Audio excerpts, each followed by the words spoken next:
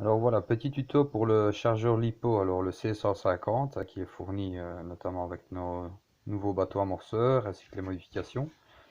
Donc on va un petit peu voir les différentes fonctions et comment se servir de ce petit chargeur assez agréable et simple à faire fonctionner. Bon, donc tout d'abord mettre en route. Donc pour démarrer, ben, on a alors ce qu'on appelle le produit lithium LiPo. Donc il y a toujours, voilà, il est toujours sur batterie lithium, hein, une fois que vous démarrez. Donc pour ça, il suffit de faire une fois de poussée entrée. Donc là, on va voir qu'on est en LiPo-Charge 6 ampères, donc c'est 6000 milliampères, 7.4, donc ça c'est du 2 cellules. Donc ici, ce qu'on va faire, on va sélectionner pour la balance, c'est toujours plus précis. On va dire il faut toujours essayer de charger un maximum avec le balance. Donc le balance, en fait, on va sortir. Donc une fois que vous l'allumez, vous avez le programme Select Lithium Battery. Vous poussez une fois sur entrée. Avec les flèches gauche-droite, on va pouvoir sélectionner le mode que l'on veut. Donc on a tout d'abord le mode balance. C'est le mode qui va nous intéresser le plus souvent pour nos compagnons de jeu. Ensuite, nous avons la charge traditionnelle. C'est déconseillé, surtout pour les lipos. La fast charge, donc fast charge, forcément charge rapide, hautement déconseillé aussi pour nos bateaux. On utilisera plus souvent la charge rapide pour les modèles réduits, voitures à 10e à 8e piste électrique. Le storage, alors la fonction storage, c'est pour ce qu'on appelle le stockage des batteries. Donc s'il y a des différences, je vais dire, point de vue des sessions de pêche de plusieurs semaines, 1 à 2 semaines, voire plusieurs mois, on va faire une fonction storage, ce qui va permettre d'équilibrer chaque cellule des batteries, on va dire parfaitement, pour éviter de les endommager. Et ça, on y verra peut-être après. Et la fonction décharge. Donc ça aussi, on va pouvoir aussi décharger la batterie complètement et refaire une recharge qui va permettre de pouvoir remettre une autonomie plus importante dedans. Donc on va toujours sélectionner, donc toujours gauche-droit, balance, charge automatique. Alors pourquoi automatique? C'est-à-dire qu'il va reconnaître, une fois que vous branchez sur la balance, il va reconnaître le 2S, du 3S, du 4S, 6S, suivant la valeur de la batterie. Donc ici, on va commencer par connecter, je vais dire, les câbles.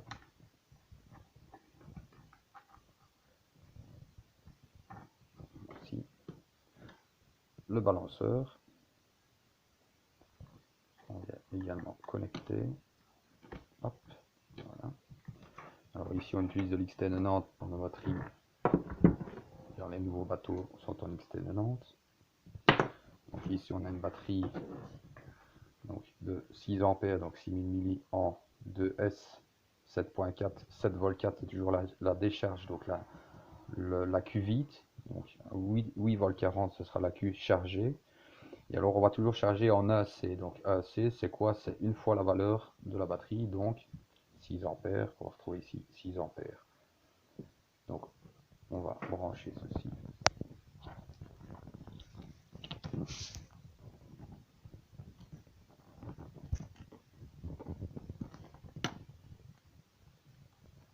Donc là, on connecte d'abord le plus moins batterie. Et ensuite, on va faire bien attention de venir y connecter la balance à sa place. Hop, voilà.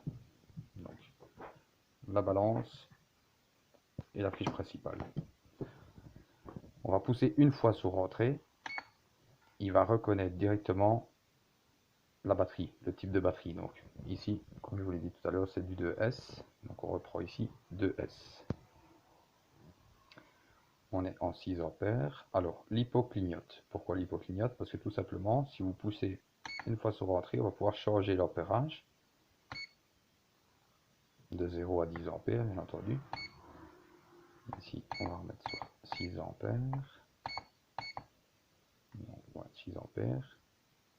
Hop, donc là, on est bon. Il suffit de laisser son doigt dessus. Batterie check, ça veut dire qu'il contrôle la batterie, les branchements. Pour confirmer, entrée, une fois entrée. Là, c'est parti, ça charge.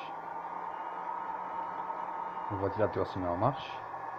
Donc, ici, on va avoir le voltage de la batterie. L'ampérage restant à mettre dans la batterie, l'ampérage qu'il va mettre, le temps de charge et la valeur qu'il aura rajoutée. Donc ceci, voilà, donc pour une traditionnelle batterie en 2S, donc il leur met un, donc LiPo 2S 6000. Ici au-dessus, quand il aura fini sa charge, il va sonner 3 fois et mettre full, donc ça veut dire que l'accu sera prêt. Alors toujours bien attendre un quart d'heure, 20 minutes avant de charger vos batteries une fois que vous les débranchez du modèle, c'est très important. Laissez reposer la batterie. Donc ici on va le stopper. Stop. Ça c'est une chose. Donc on peut en attendant débrancher. Hop.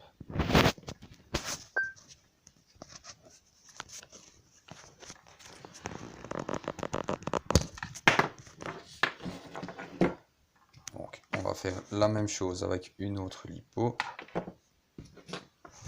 En l'occurrence les lipos qu'on utilise pour les échosondeurs. Donc du 3S en 2.2, 2200 milli. On va finir la connecter.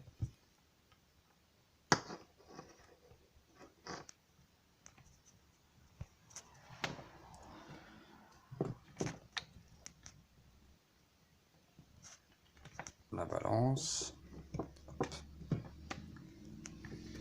le plus, le moins.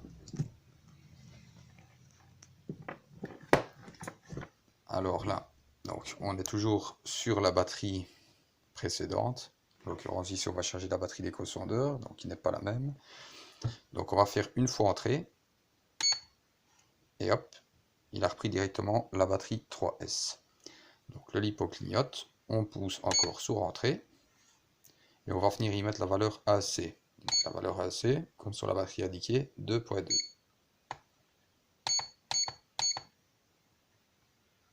On laisse son doigt. Contrôle de la batterie.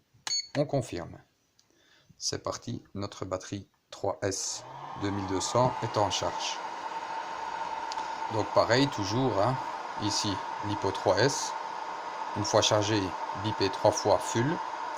La valeur mise dans la batterie initiale, le voltage, la valeur qui va remettre en milliampères dans la batterie pendant la charge et le temps de charge. On va stopper ça. Hop.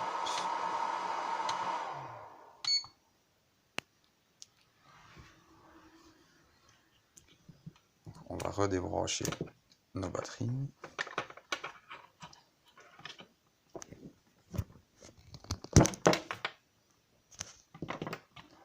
Alors, autre fonction. On va sortir. Donc, on a batterie lithium toujours. Avec flèche gauche-droite, on va pouvoir changer soit en nickel-métal, nickel-cadmium, en plomb batterie. Donc pour les batteries d'origine Anatech ou d'autres bateaux qui tourneraient en batterie au plomb. Donc on va tout simplement, si on veut charger sa batterie au plomb, ou même une batterie automobile tout simplement, on va faire entrée. Il va demander le nombre de cellules, c'est pareil, donc si c'est une batterie 12 volts ou 6 volts, en l'occurrence pour un Anatech ce sont des batteries 6 volts, donc on va pousser une fois sur entrée. Si par exemple c'est une batterie de 7 ampères, comme bien souvent les Anatech, on va y finir mettre 7 ampères. Repousser une fois. Et là, on va pouvoir changer la valeur pour du 6 volts. Confirmer. Voilà. Donc là, il n'y aura plus qu'à faire la même fonction. Donc, raccorder sa batterie, je vais dire, plomb sur les bornes. Et venir confirmer. Bon, en l'occurrence, il y aurait quelque chose de mal branché. Si vous confirmez, disconnect. Donc, il va dire que la batterie n'est pas connectée. Forcément, on n'en a pas mis une. Donc, OK. On va venir stop. Donc, ceci. Maintenant, en l'occurrence, si on veut mettre une batterie 12 volts au plomb, comme une batterie automobile tout simplement, on va pouvoir alors à ce moment-là monter à 10 ampères, pousser encore une fois sur entrée, pouvoir monter le voltage sur 12 volts, pareil, et là on confirme toujours. forcément, on n'a pas connecté notre batterie. Donc ça c'est pour la version plomb, donc pour les batteries Anatech d'origine ou autres bateaux qui seraient toujours équipés de plomb. Donc on va ressortir du programme toujours. Pour sortir du programme, toujours le stop. Donc programme select. Donc pour sélectionner le programme, c'est toujours flèche gauche, flèche droite.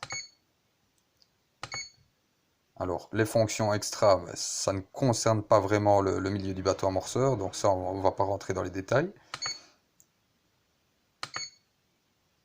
On revient en lithium batterie, donc ce qui nous intéresse, je vais dire le plus avec nos types de modèles.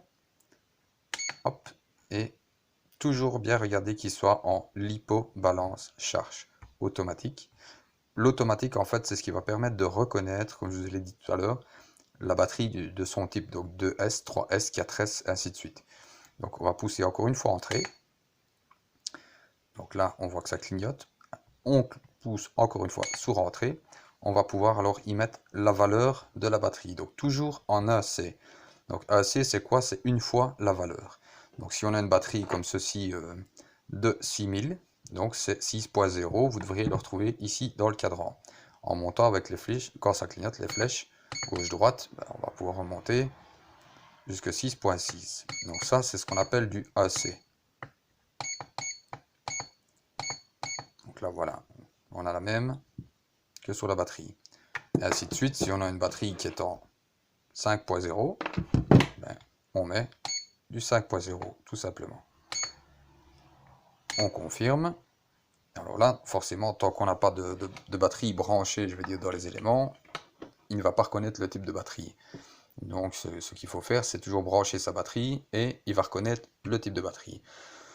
Alors, autre fonction, on en a parlé tout à l'heure, la fonction storage, donc ce qui est de stockage batterie. Donc ceci, vous allez l'avoir en l'occurrence sur votre mémoire. Il y a une mémoire interne qui est prévue dans le chargeur, ce qui vous empêche de toujours devoir cliquer sur tout quand vous êtes en action de pêche.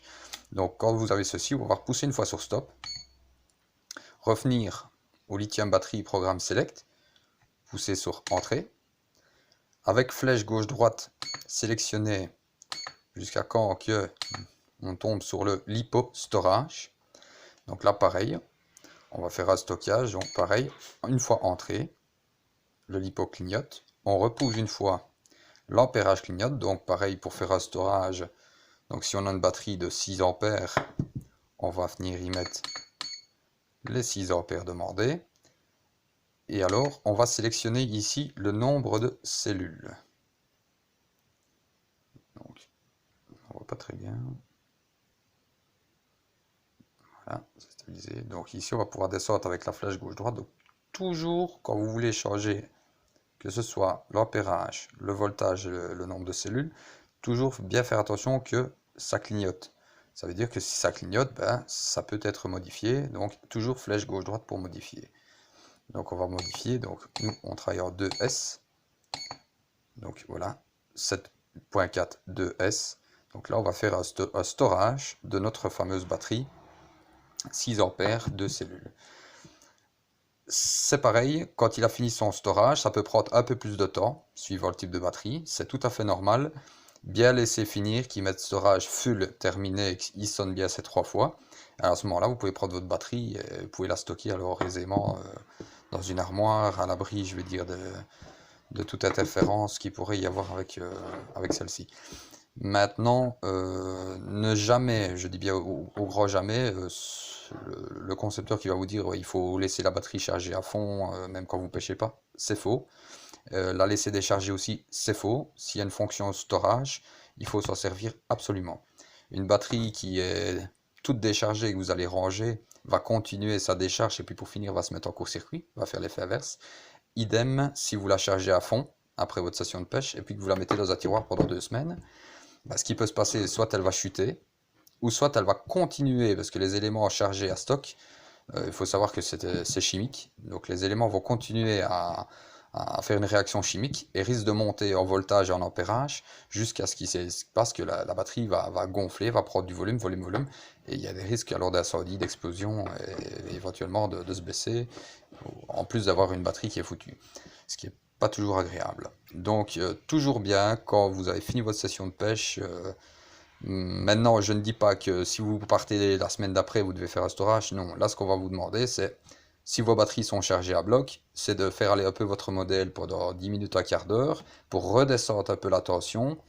Donc, par exemple, si c'est 7 volts 4 vide, 8 volts 4 plein, donc on va essayer de redescendre la batterie entre 7 volts 9 et 8 volts, en se servant de son modèle, tout simplement, en faisant mémuse avec sur le plan d'eau, de façon à ce que la semaine d'après, on puisse repêcher sans avoir eu à faire un storage. Maintenant, c'est toujours préférable, si vous restez 2 semaines à 3 semaines, voire un peu plus, de faire un storage à vos batteries. Voilà, j'espère que ça pourra vous être utile, et à très bientôt.